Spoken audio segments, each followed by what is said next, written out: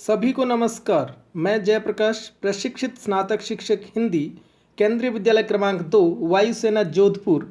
आज आप सभी के समक्ष लेके आया हूँ 10वीं कक्षा के व्याकरण खंड का एक महत्वपूर्ण भाग, रस। जब हम बात करते हैं रस की, तो हमारे मन में, हमारे जहन में एक बात आती है कि आखिर रस है क्या। मैं बहुत ज़्यादा विस्तारित बात न कहकर एक शब्द में कहूँगा, रस यानी आनंद। जिस प्रकार हम अन्य वस्तुओं में उनके सेवन करने से, उनका इस्तेमाल करने से जो आनंद की प्रतीति करते हैं, जो आनंद की हमें अनुभूति होती है, वैसे ही यह रस साहित्य के क्षेत्र में नाटक आदि को देखने, कविता आदि को सुनने, काव्य को पढ़ने, सुनने आदि से जो हमारे मन में आनंद के भाव उत्पन्न होते हैं, उन्हें रस कहा जाता है। आज हम क्रमशः रस, अर्थ एवं परिभाषा, रस के प्रमुख अंग, रस एवं उनके स्थायी भाव, उनके प्रमुख भेद, रसों के प्रमुख भेद, रस, उनके प्रमुख उदाहरण और याद रखने योग्य प्रमुख बिंदुओं पर चर्चा करेंगे। रस पर चर्चा करने से पहले मैं थोड़ा सा इस बार केंद्रीय माध्यमिक शिक्षा बोर्ड नई दिल्ली की तरफ से 10वीं कक्षा के प्रश्न पत्र प्रारूप में व्याकरण के खंड में कुछ किए गए बदलाव, जो बदलाव किए गए उनके बारे में बता दूं कि इस बार 20 प्रश्न आएंगे व्याकरण से संबंधित, 5 वाक्य, 5 वाच्य, 5 पद परिचय एवं 5 रस से संबंधित। इन प्रत्येक खंड में से आपको 4-4 प्रश्न करने हैं, यानी रस के भाग में से भी आपको 4 प्रश्न करने हैं।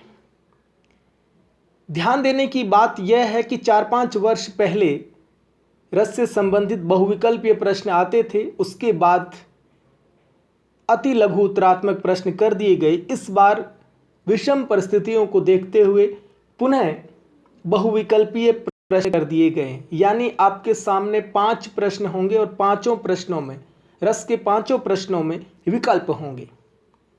तो इस बार हम थोड़ी सी जो तैयारी करेंगे विकल्प के अनुसार करेंगे, क्योंकि जिस प्रश्न के उत्तर में लिखना होता है वो एक अलग बात होती है, और विकल्पों का जो चयन होता है कि चारों में से सर्वाधिक सही, यानी सही विकल्प कौन सा है, उसका चुनाव करना। तो हम उसको लेकर चलेंगे और उससे संबंधित हम जो भी सामग्री है उसका संक्षिप्त में हम अध्ययन करेंगे। मैं यहाँ पर जो है रस से संबंधित आप लोगों के साथ कुछ महत्वपूर्ण तथ्य जो है उनको लेकर हम चलेंगे। रस, अर्थ एवं परिभाषा। देखिए, रस की जहाँ तक हम बात करते हैं, रस हमारे मन से जुड़ा है, रस हमारी आत्मा से जुड़ा है, रस हमारे चित्त से जुड़ा है, रस हमारे हृदय से जुड़ा है। जो विषय हमारे चित्त से, हमारे मन से, हृदय से जुड़ा है, व्याकरण का एक पक्ष अलग है, ये साहित्य का पक्ष है, काव्य शास्त्र का पक्ष है। और जो मन, दिल, चित्त या हृदय से जुड़ा हुआ विषय होता है, उसमें हमें मन, दिल, चित्त एवं हृदय का इस्तेमाल ज़्यादा करना है बनिस्पत दिमाग के। लेकिन ये भी ध्यान रहे, मस्तिष्क का, दिमाग का इस्तेमाल तो करना है। कैसे प्रश्न पूछे जा सकते हैं? तो सर्वप्रथम मैं सामान्य अर्थ आपको बता देता हूँ। रस का सामान्य अर्थ होता है आनंद। जैसे काव्य को हम सुनते हैं, पढ़ते हैं, नाटक आदि को देखते हैं, और जो आनंद की अनुभूति होती है उसे रस कहते हैं। तो प्रश्न पूछा जा सकता है कि काव्य को पढ़ने, सुनने, नाटक आदि को देखने से जो सहृदय के मन में जो आनंद उत्पन्न होता है उसे क्या कहते हैं? जो 4 विकल्प होंगे उसमें से एक विकल्प रस वाला सही होगा। रस विषय को प्रतिपादित किया प्रणेता जनक, साहित्य जगत में सबसे जो सामने लेके आए वे थे भरत मुनि। उनकी प्रसिद्ध रचना नाट्य शास्त्र में सर्वप्रथम इसका उन्होंने जिक्र किया। यदि हम संक्षिप्त में कहें, जब लिखित रूप में संक्षिप्त में हम उत्तर को लिखने की कोशिश करते थे पहले, या लिखते हैं, तब संक्षिप्त में बहुविकल्पीय में भी आ सकता है काव्य में आनंद की अनुभूति। इन 5 शब्दों को याद कीजिएगा। काव्य में आनंद की अनुभूति रस कहलाती है। सर्वप्रथम रसों में देखिए, कुछ 8 मानते हैं, कुछ 9 मानते हैं, 9 रस प्रसिद्ध हैं, 10 मानते हैं, 11 तक मानने लग गए। तो आचार्य भरत मुनि ने नाट्य शास्त्र अपनी रचना में रसों की संख्या 8 मानी। रस को काव्य की आत्मा कहा जाता है। तो प्रश्न पूछा जा सकता है, काव्य की आत्मा किसे कहा जा सकता है? रस, अलंकार, ध्वनि या फिर औचित्य या अन्य? तो हमें रस लिखना है। रस का एक सूत्र है जो उसके अंगों से मिलकर बना है और उसके बाद रस की निष्पत्ति होती है, यानी रस उत्पन्न होता है। वो रस निष्पत्ति एक अलग विषय है। उसका सूत्र है भावानुभावा व्यभिचारी संयोग रस निष्पत्ति ही भरत मुनि ने दिया। ज़्यादा चिंतित होने की आवश्यकता नहीं है। आपसे ये अब की बार लिखने के लिए नहीं पूछा जाएगा। निम्न में से कौन सा सूत्र है जो भरत मुनि ने दिया, तो आप नीचे उसको इससे देख लेंगे कि आपको याद रह जाएगा। इसमें 4 जो रस के अवयव है वो जुड़े हुए हैं। आइए रस के प्रमुख अंगों के बारे में संक्षिप्त जानकारी प्राप्त करते हैं। रस, तो सर्वप्रथम देखिए यहाँ रस के प्रमुख 4 रंग हैं। विभाव, भावानुभावा। विभाव के अंतर्गत आलंबन विभाव एवं उद्दीपन विभाव। उससे पहले आप कह सकते हैं स्थायी भाव, जो रस का प्रमुख अंग है, स्थायी भाव। उसके जो भेद हैं वो 11 हैं, देख लीजिए। रति, उत्साह, जोश, क्रोध, भय, जुगुप्सा, घृणा, शोक, सम, निर्वेद, हास, विस्मय, आश्चर्य, वत्सल या ममत्व, भगवत प्रेम आदि जितने रस होते हैं उनके ये स्थायी भाव है। इनके बारे में भी चर्चा करेंगे कि ये स्थायी भाव क्यों है। फिर विभाव, इन स्थायी भावों को जगाने के जो कारण होते हैं, आलंबन या उद्दीपन, इनके बारे में भी संक्षिप्त चर्चा करेंगे। उसके बाद अनुभाव, यानी जब रस हमारे भीतर या किसी सहृदय के भीतर उत्पन्न होता है तो कुछ गतिविधियां होती है, कुछ एक्टिविटीज होती है जो सहज है, अचानक होती है, हमें पता नहीं चलता है। या फिर कुछ शरीर में हलचल होती है, शारीरिक होती है, कुछ बोलचाल के रूप में होती है, कुछ सत्व गुणों के रूप में होती है और कुछ वेशभूषा से संबंधित होती है। तो 4 भेद होते हैं, कायिक, वाचिक, सात्विक एवं आहार्य। फिर कुछ ऐसे भाव होते हैं जो बीच बीच में पानी के बुलबुलों के समान उठते रहते हैं, तो संचारी भाव, जिनकी संख्याएं 33 होती है। यहाँ कौन कौन से महत्वपूर्ण प्रश्न बनते हैं जो बहुविकल्पीय, हम उस पर ज़्यादा हमारा ध्यान मैं आपका ध्यान आकर्षित करवाना चाहता हूँ। प्रश्न बनता है रस की परिभाषा, जो हम चर्चा कर चुके हैं, काव्य में आनंद की अनुभूति। रस के जनक भरत मुनि, इन पे हम अंत में भी चर्चा करेंगे प्रमुख बिंदुओं पे। रस के अंग कितने हैं? तो 4 हैं। 4 कौन कौन से अंग हैं? तो स्थायी भाव, विभाव, अनुभाव एवं संचारी भाव। यदि इन भेद पूछ लिए जाएं तो निम्न में से कौन सा एक स्थायी भाव है, तो आपको चयनित करना होगा। ये स्थित हुए हैं बाएं हाथ में। फिर उसके बाद पूछा जा सकता है कि विभाव के कितने भेद होते हैं, या निम्न में से कौन सा भेद विभाव का है? आलंबन विभाव एवं उद्दीपन विभाव। फिर आपसे पूछा जा सकता है कि अनुभाव के कितने भेद होते हैं? तो 4 भेद होते हैं, कायिक, वाचिक, सात्विक एवं आहार्य। फिर आपसे पूछा जा सकता है निम्न में से कौन सा भाव संचारी भाव है, या संचारी भावों की संख्याएं कितनी होती है? तो 33 होती है। आगे बढ़ते हैं। रस के अंग जिनका हम संक्षिप्त विवरण यहाँ पर पढ़ेंगे। तो संक्षिप्त विवरण में देखिए, स्थायी भाव। सबसे पहले तो रस के लिए हमारा सहृदय होना आवश्यक है, जिसको आश्रय कहते हैं, यानी जिसके मन में रस उत्पन्न होता है उसको आश्रय कहते हैं, सहृदय कहते हैं। पूछा जा सकता है जिसके मन में रस उत्पन्न होता है उसे क्या कहेंगे? उसे आश्रय कहेंगे। देखिए, मनुष्य जो जीवन है, हमारे अंदर क्रोध है, हमारे अंदर हास्य है, हमारे अंदर रुदन है, हमारे अंदर ममता का भाव है, हमारे अंदर वीरता का भाव है, हमारे अंदर घृणा का भाव है। ये सारे जो भाव है ये वासना के रूप में या फिर भावों के रूप में स्थायी रूप से हमारे अंदर मौजूद रहते हैं। कई बार इनको अनुकूल परिस्थितियां मिलती है, अकॉर्डिंग सिचुएशन मिलती है, अनुकूल परिस्थितियां मिलती है और ये उत्पन्न होते हैं। ये हमारे अंदर स्थायी रूप से मौजूद रहते हैं। जो भाव सहृदय के मन में, जो भाव वासना या संस्कार के रूप में सदैव स्थायी रूप से विद्यमान रहते हैं, उन्हें स्थायी भाव कहते हैं। जैसे जोश का भाव है, वो आपके अंदर स्थायी रूप से मौजूद है। हर समय जोश का भाव नहीं रहेगा, लेकिन आपने एक देशभक्ति फिल्म देखी, उसका गीत सुना, इसके डायलॉग सुने, या फिर कोई देशभक्ति जोशीली कविता सुनी, तो उस कविता को सुनकर या देशभक्ति का कोई सीन देखा, आपने दृश्य देखा और आपके अंदर वो भाव जागृत हुआ। तो सामने किसने आपके भाव को जागृत किया वो एक अलग स्थिति है, अभी दूसरे बिंदु में हम चर्चा करेंगे। लेकिन जो भाव जगा वो अंदर पहले से मौजूद था, स्थायी रूप से, परमानेंट, लेकिन अनुकूल परिस्थिति से वो जगा। तो हमें यही ध्यान रखना है, जो स्थायी रूप से मौजूद रहते हैं संस्कार या वासना के रूप में, वो स्थायी भाव कहलाते हैं। इनकी संख्या 11 होती मानी जाती है। फिर विभाव। विभाव क्या? स्थायी भावों को जगाने वाले भाव या जागृत करने वाले भाव। कैसे?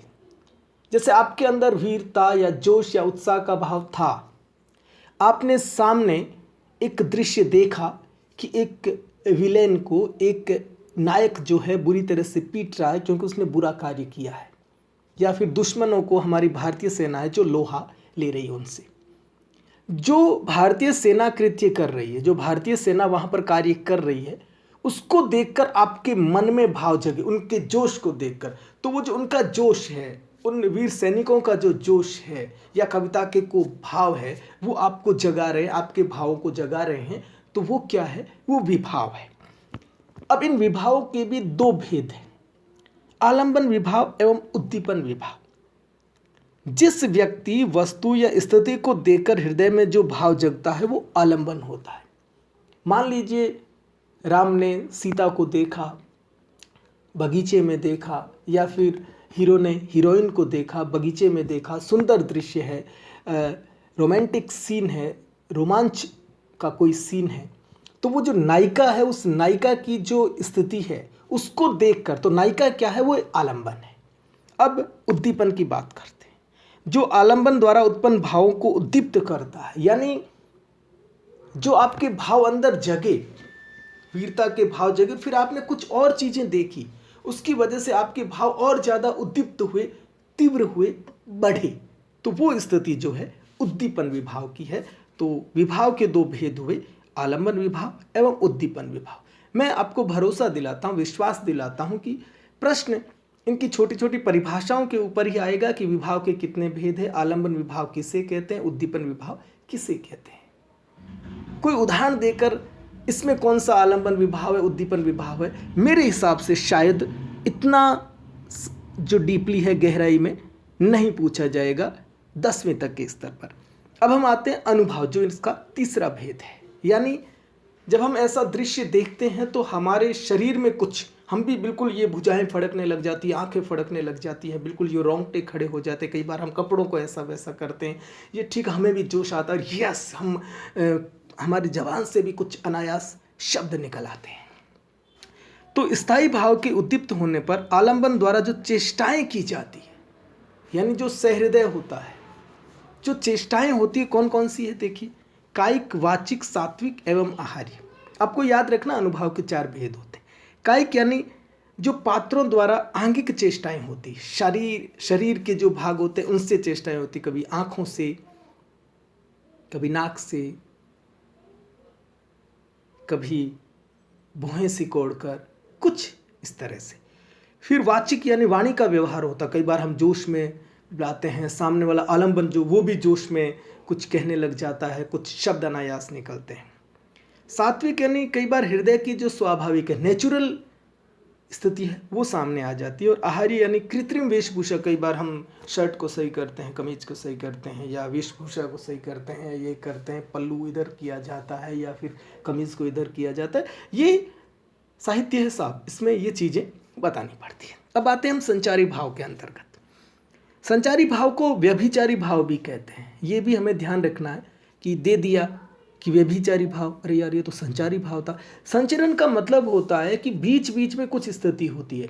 मान लीजिए अचानक आप कई बार कोई दृश्य देख के ठहर जाते हैं, आपकी आंखें ठहर जाती है, आप एक खंभे के समान, स्तंभ के समान बिल्कुल यूं ठहर जाते हैं। वो स्थिति लंबे समय तक नहीं रहती है। वीरता का तो भाव है ही, भय का भाव आ जाता है, हास्य का भाव आ जाता है, लेकिन अचानक हम ठहर जाते हैं। वो स्तंभ, अचानक पसीना आ जाता है, अचानक हम थोड़ी सी हल्की सी मुस्कान आती फिर चली जाती है। ये जो बीच बीच में भाव उठते हैं वो संचरण करते हैं, पानी के बुलबुलों के समान उठते हैं और फिर वापस लुप्त हो जाते, विलुप्त हो जाते, इन्हें संचारी भाव कहते हैं। आश्रय के हृदय में स्थायी भाव के साथ साथ आते जाते रहने वाले अन्य भावों को संचारी भाव कहते हैं। इसकी संख्याएं 33 होती है, पूछा जा सकता है, जिसमें ग्लानि, स्तंभ, हर्ष, चपलता, आलस्य, दीनता, उग्रता, उग्र हो जाते हैं, रोंगटे खड़े हो जाते हैं, कई बार श्वेत पसीना आ जाता है, कई बार हम दांत पीसते हैं ऐसे, और बिल्कुल थोड़ी देर के लिए ऐसी स्थिति आती है। तो हमें याद रखना है 4 भेद होते हैं। स्थायी भाव जो स्थायी रूप से मौजूद रहते हैं, विभाव जो स्थायी भाव को जागृत करते हैं, उनके 2 भेद होते हैं, आलंबन एवं उद्दीपन। अनुभाव इसके 4 भेद होते हैं। संचारी भाव इनके 33 भेद होते हैं। अब प्रमुख बात आती है रस। 2 प्रश्न, बहुविकल्पीय 2 प्रश्न हमेशा ये पूछा जाता है कि इस रस का स्थायी भाव निम्न में से कौन सा है, इस बार पूछा जा सकता है क्योंकि विकल्प है। और एक प्रश्न उसी में होता है कि यह स्थायी भाव कौन से रस का है। तो जान लेते हैं, श्रृंगार रस है, उसका स्थायी भाव रति होता है। रति कामदेव की पत्नी का नाम है। अब थोड़ा समझिए आप, कामदेव की पत्नी यानी काम का राजा। हमारे मन में कई तरह की काम प्रवृत्तियां जगती है। सामने सुंदर रोमांटिक दृश्य देखकर जो सहृदय के मन में भावना जगती है, रोमांचित करती है उसको, वह रति है। तो आगे इस रस पर हम और चर्चा करेंगे। वीर रस, इसका स्थायी भाव है उत्साह या जोश। वीरता मत लिखिएगा, वीरता नहीं लिखना, वीरता मत लिखिएगा, उत्साह या जोश। भयानक, उसका स्थायी भाव हमारे अंदर रहता है। भय जब जागृत होता, भय जब बाहर निकलता है तो वो भयानक रस में परिणत होता है। रौद्र, भगवान शिव का रूप आपने देखा होगा, हमें क्रोध आता है, हम बिल्कुल यूँ दांत पीसने लग जाते हैं, हाथों को मसलने लग जाते हैं, तुझे देख लेंगे, ये क्रोध का भाव है, वीरता का नहीं। विभत्स रस, जिसके स्थायी भाव के बारे में कई बार पूछा गया है, जुगुप्सा या घृणा। करुण रस, जहाँ बहुत ही ऐसी स्थिति आती है जिसका भाव है, स्थायी भाव है शोक। शौक मत लिख दीजिए, औ की मात्रा नहीं, अर्थ का अनर्थ हो जाएगा। शोक हो सकता है एक विकल्प में शौक दे दे, एक विकल्प में शोक दे दे, हमें शोक वाला लिखना है। शांत रस, सम या निर्वेद, जब हमारी इंद्रियों पर नियंत्रण हो जाता है, हम शांत भाव में लीन हो जाते हैं किसी काव्य को पढ़कर, सुनकर या स्थिति को देखकर। अद्भुत, वाह क्या जबरदस्त, वाह, ये चीजें जब निकलती है अनायास तो विस्मय होता है, हमें आश्चर्य होता है, विस्मित करती है ये स्थितियां, हमें आश्चर्य होता है। हास्य रस, हास पैदा करता है, परिहास पैदा करता है, हंसी का भाव। वात्सल्य रस, माँ बेटे का प्रेम, वात्सल ममत्व का भाव। और भक्ति रस,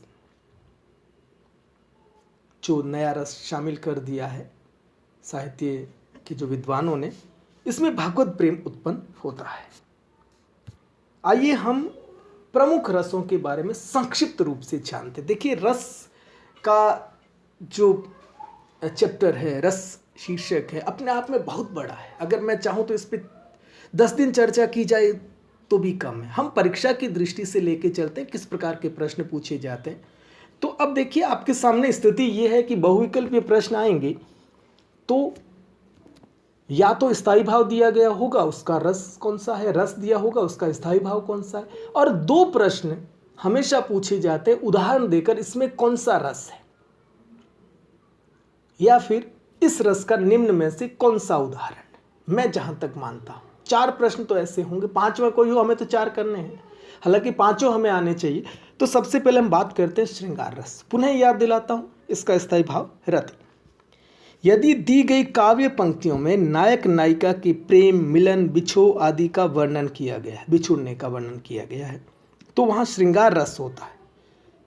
एक बात और बताना मैं भूल गया पहले, अब बताना चाहता हूं। श्रृंगार रस के 2 भेद होते हैं, एक वियोग और एक संयोग।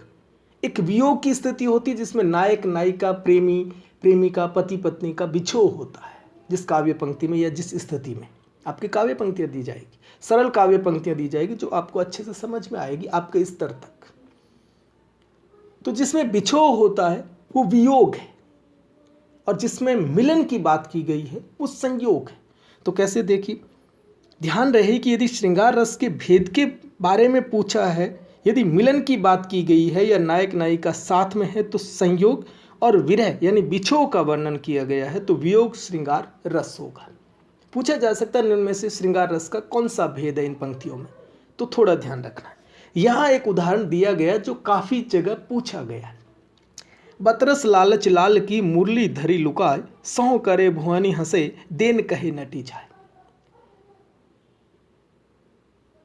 श्री कृष्ण की मुरली राधा ने छुपा ली।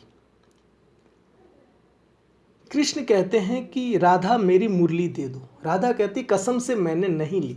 लेकिन राधा की जो आंगिक चेष्टाएं उससे लगता है वो कसम से मैंने नहीं ली, लेकिन चेहरा कहता है सौ करे। कसम तो वो खाती है मैंने नहीं ली, कसम से नहीं ली, लेकिन उनकी जो भुएं वो हंस जाती है। तो ये मिलन की स्थिति है। अब इसमें आलंबन भी है, इसमें उद्दीपन का कौन सा भाव होगा, इसमें अनुभाव का कौन कौन सा भाव होगा, इस पे ज़्यादा चर्चा हम नहीं करेंगे। टू दी पॉइंट चलते हैं, सीधे प्रमुख बिंदुओं का ध्यान रखते हैं। आगे बढ़ते हैं। वीर रस, उत्साह या जोश। ध्यान रहिए जो पंक्तियां दी गई है वो आपको पढ़नी पड़ती है। जहां वीरता या जोश का भाव मन में या सहृदय के मन में जागृत हो वहां वीर रस होता है। उत्साह या जोश इसका स्थायी भाव है। अब देखिए इन पंक्तियों को जब हम पढ़ते हैं ना, वीर तुम बढ़े चलो, धीर तुम बढ़े चलो, सामने पहाड़ हो कि सिंह की दहाड़ हो, वीर तुम बढ़े चलो कि धीर तुम बढ़े चलो। ये पंक्तियां जब हम सुनते हैं, जब हम पढ़ते हैं, तो अपने आप को सहृदय मानिए, हमारे मन में वीरता या जोश का भाव पैदा होता है। तन कर भाला यूं बोल उठा राणा, मुझको विश्राम न दे। तो देखिए इस प्रकार की जो बात की जाती है तो वीरता की बात की जाती है, तो वहां पर वीर रस होगा। आगे बढ़ते हैं। भयानक रस, इसके बारे में उदाहरण कई बार पूछा गया है। जहां काव्य में भय या डर का भाव हो वहां भयानक रस होता है, अथवा जहां डर से संबंधित, भय से संबंधित काव्य पंक्तियां हो वहां भयानक रस होता है। क्योंकि पंक्तियां ही ऐसी है जो आपका स्थायी भाव, जो भय आपके अंदर वासना या संस्कार के रूप में मौजूद है, उसे वो बाहर निकालता है। एक और अजगरही लखी, एक और मृगराय, विकल बटो ही बीच ही पड़ियो मूर्छा खाए। अब देखिए क्या स्थिति है। एक राहगीर जा रहा है, एक और तो उसने देखा कि शेर है और एक और उसने देखा कि अजगर है। दोनों तरफ की उसकी स्थिति देखी। अब बीच में व्याकुल हो गया, वो परेशान हो गया वो राहगीर और मूर्छित होकर गिर पड़ा। तो ये भय की स्थिति है, भय की स्थिति है, भयानक स्थिति है। तो यहाँ पर भयानक रस है। आप इंटरनेट पे, गूगल पे आप सर्च कीजिए, भयानक रस के कई सारे उदाहरण आ जाएंगे। ये उदाहरण इसलिए यहाँ पर दिया गया है कि ये महत्वपूर्ण उदाहरण है जो कई बार परीक्षाओं में पूछा गया है। आगे बढ़ते हैं। रौद्र रस, जिसका स्थायी भाव है क्रोध। जहाँ काव्य में क्रोध का भाव होता है वहाँ रौद्र रस होता है। देखिए क्रोध और गुस्से में अंतर है। यहाँ इस उदाहरण के माध्यम से हम देखते हैं। श्री कृष्ण के सुन वचन, अर्जुन क्रोध से जलने लगे, सब शील अपना भूलकर करतल युगल मलने लगे। युद्ध में श्री कृष्ण ने जब बातें कही अर्जुन को कि एक तरफ धर्म है, एक तरफ परिवार है, धर्म का पालन करना है, तो जब बातें सुनी, हम किसी की जब बात सुनते हैं तो या तो जोश आ जाता है या फिर कई बार हम हाथ यूं मलने लग जाते हैं। और क्रोध की स्थिति है, यहाँ पर स्थायी भाव क्रोध है, इसलिए रौद्र रस है। विभास रस, जुगुप्सा या घृणा। जुगुप्सा का अर्थ ही घृणा। जब ऐसी स्थिति होती है कई बार काव्य में आपने देखा कि लाशें बिखरी हुई पड़ी है, सर कटे हुए पड़े हैं, हाथियों के सर कटे हुए पड़े, हाथियों की सूंड कटी हुई पड़ी है, घोड़ों के खुर कटे हुए इधर पड़े हैं, मनुष्य की लाश क्षत विक्षत है, कौवे नोच रहे हैं, कुत्ते गिद्ध। तो ये स्थिति होगी तो हम कहेंगे छी, क्या स्थिति है। सुनते तो ये छी, ये घृणा का भाव, ये ग्लानि का भाव हमारे अंदर जगह जो पहले से था। तो यहाँ विभत्स रस होगा, विभत्स स्थिति। जहाँ काव्य पंक्तियों में किसी विभत्स दृश्य का या घृणा से युक्त स्थिति का वर्णन किया गया होता है वह विभत्स रस होता है। अर्थात जहाँ मृत पशुओं, लाशों आदि को पक्षियों द्वारा नोचते हुए तथा किसी युद्ध की भयंकरता का वर्णन हुआ हो वहाँ विभत्स रस होता है। ध्यान रखिएगा, भयानक रस अलग। आंखें निकाल उड़ जाते, क्षण भर उड़कर आ जाते, शव जीभ खींच कर कौवे चुभला चुभला कर खाते। देखिए, तो एक स्थिति आती है, अरे क्या स्थिति है, घृणा की स्थिति पैदा होती है, तो वहां पर विभत्स रस होगा। करुण रस, जो करुणा से जुड़ा है, जिसका स्थायी भाव शोक होता है। मुख्य रूप से जहां काव्य में किसी की मृत्यु के गम आदि में शोक मग्न माहौल का चित्रण किया जाता है वह करुण रस होता है। कुछ जगह बहुत अधिक दुख आदि का वर्णन अथवा बहुत दयनीय स्थिति का वर्णन होता है तो भी वहां करुण रस होता है। अब कौन होगा जग का रखवाला, होती ये हैरानी, हाय देखो कैसी विडंबना, स्वर्ग सिधारे स्वामी। ईश्वर ने किसी को हमसे छीन लिया, स्थिति देखिए, शोक की है, गम की है, दुख की है, तो यहां पर करुण रस होगा। आगे बढ़ते हैं। शांत रस, ऐसी स्थिति होती है जहां पर हम मंदिर में जाते हैं, कबीर के दोहे सुन रहे हैं, कबीर की साखियां सुन रहे हैं, ईश्वर भक्ति के कुछ ऐसे सराबोर गीत सुन रहे हैं या दृश्य है, तो हमारी जो इंद्रियां होती है, हम सुख दुख सब कुछ भूल जाते हैं, समन हो जाता है, शांत हो जाता है, हम बिल्कुल उससे ऊपर उठ जाते हैं, उन वेदनाओं से ऊपर उठ जाते हैं। जहाँ काव्य में मन को शांति प्रदान करने वाले शांत भावों का वर्णन किया जाता है वहाँ शांत रस होता है। सूर की पंक्ति देखिए, मेरो मन, ये अनंत है, अनंत नहीं है, अनंत कहाँ सुख पावे, जैसे उड़े जहाज को पंछी फिर जहाज पे आवे। अनंत नहीं है, अनंत यानी अन्यत्र, यानी मेरा मन जो है वो केवल कृष्ण की भक्ति में लीन है, अन्य कहीं सुख नहीं पाएगा। जैसे एक जहाज का पंछी होता है, समुद्र में देखा, एक जहाज के ऊपर कई बार हम चित्रकारी करते तो भी कोई पक्षी बनाता है, वो पक्षी इधर उधर उड़ता है लेकिन उसका सहारा वो जहाज है, वापस घूम फिर के जहाज पे ही जाता है। तो यहाँ पर मन के शांत होने के भाव का वर्णन किया गया। हास्य रस, जिसकी पंक्तियों को सुनते ही हंसी आए। बेटा बोला बाप से, फर्ज करो निज पूर्ण, सब धन मेरे नाम कर खाओ कायम चूर। सिर घोट मोट चुटिया थी लहराती, थी तोंद लटक कर घुटनों को छू जाती, जब मटक मटक कर चलते थे सब लोट पोट हो जाते नर नारी। तो इस प्रकार की स्थिति जो होती है हमें हंसी आती है। कोई जोकर का दृश्य है, जोकर अपना करामात दिखाता है, वो ऐसी हास्य कलाएं दिखाता है, तो वो स्थिति भी यहाँ पर आती है। आगे है अद्भुत रस, वाह, जब हम कहते हैं वाह गजब यार, ऐसी स्थिति जब हम देखते हैं, बिल्कुल जो आपको विस्मित करता, आश्चर्यचकित कर देता है, जहाँ काव्य में विस्मय अथवा आश्चर्य आदि का भाव उत्पन्न हो वहाँ अद्भुत रस होता है। देख यशोदा शिशु के मुख में सकल विश्व की माया, क्षण भर को वह बनी अचेतन, हिल न सकी कोमल काया। यानी कृष्ण के मुंह में पूरे संसार को उन्होंने देख लिया, तो ये आश्चर्य हुआ। हनुमान की पूंछ में लग न पाई आग, लंका सारी जरी गई, गए निशाचर भाग। आश्चर्य, अद्भुत। एक और पंक्ति आती जहां हनुमान जी के मुंह में वो सूर्य को ले लेते हैं, कभी छोटे हो जाते कभी बड़े हो जाते हैं। ये आश्चर्य, अद्भुत बात होती है वहां पर। वात्सल्य, इसके कई उदाहरण कई बार पूछा गया है।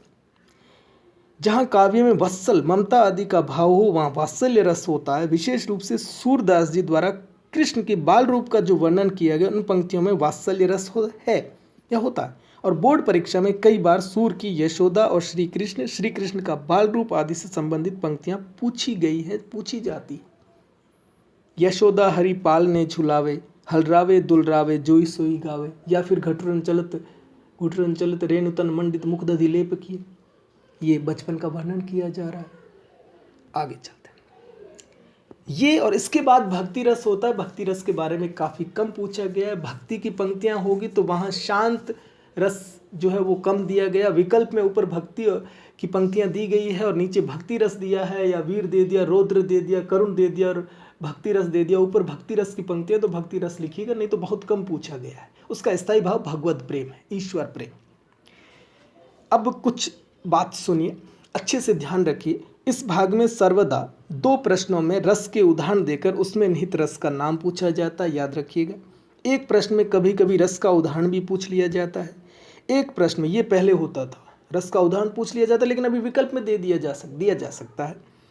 एक प्रश्न में रस का नाम देकर उसका स्थायी भाव पूछा जा सकता है। एक प्रश्न में स्थायी भाव देकर उसके रस का नाम पूछा जा सकता है। एक प्रश्न रस के अवयवों से संबंधित हो सकता है, कितने अवयव है, स्थायी भाव किसे कहते हैं, या परिभाषा देके ये किसकी परिभाषा है, आलंबन उद्दीपन किसके 2 भेद हैं, कायिक वाचिक सात्विक आहार्य किसके 4 भेद हैं, या फिर अनुभाव के कितने भेद होते हैं। संचारी भावों की संख्या पूछी गई है कई बार। रस के जनक का नाम भरत मुनि, वो पूछा जा सकता है। काव्य पंक्तियां देकर उसमें निहित स्थायी भाव के बारे में पूछा जा सकता है। अब कुछ बातें, भरत मुनि को रस का जनक कहा जाता है। भरत मुनि ने रस सूत्र दिया था, भावानुभावा। भरत मुनि ने रसों की संख्या 8 मानी है। मुख्य रूप से रसों की संख्या 9 मानी जाती है। काव्य में आनंद की अनुभूति को रस कहा जाता है। रस को काव्य की आत्मा माना गया है। रस को ब्रह्म आनंद के समान माना गया है। श्रृंगार रस को रसों का राजा कहा जाता है। श्रृंगार रस के 2 भेद होते हैं, संयोग श्रृंगार और वियोग श्रृंगार। रस के 4 अंग माने जाते हैं। रस के 4 अंग होते हैं, स्थायी भाव, विभाव, अनुभाव एवं संचारी भाव, जिस पे हमने संक्षिप्त चर्चा की। विभाव के 2 भेद माने जाते, आलंबन विभाव एवं उद्दीपन विभाव। अनुभाव के 4 भेद होते हैं, कायिक, वाचिक, सात्विक एवं आहार्य। संचारी भावों की संख्या 33 होती है, 33। हर्ष, ग्लानि, स्तंभ, स्वेद आदि संचारी भावों के नाम है। तो इतना है। मैं समझता हूँ संक्षिप्त रूप से हमने जो बड़ी बड़ी चीज़ें थी, ऊपरी चीज़ें थी, उनको ली, और यही चीज़ें परीक्षाओं में आती है। आशा करता हूँ यह मेरा प्रयास सार्थक रहा होगा। आप अच्छे से इन्हें सुनेंगे, पीपीटी को भी साथ ही साथ देखते जाएंगे। बहुत बहुत शुक्रिया, आभार।